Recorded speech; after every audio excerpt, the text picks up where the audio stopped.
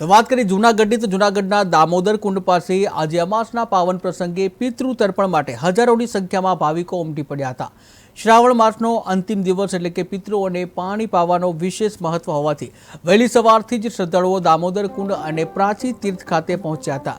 લોકો પીપળે પાણી રેડી અને પૂજન અર્ચન કરી પોતાના પિતૃઓનું તર્પણ કરી આશીર્વાદ માંગતા જોવા મળ્યા છે। ત્યારે મોટી સંખ્યામાં શ્રદ્ધાળુઓ એકત્રિત થતા સ્થળ ઉપર પોલીસનો ચુસ્ત બંદોબસ્ત પણ ગોઠવી દેવામાં આવ્યો। આ સાથે જ ટ્રાફિકની સમસ્યા ન સર્જાય તે માટે તંત્ર દ્વારા પણ ખાસ પ્રકારની વ્યવસ્થા કરવામાં આવી।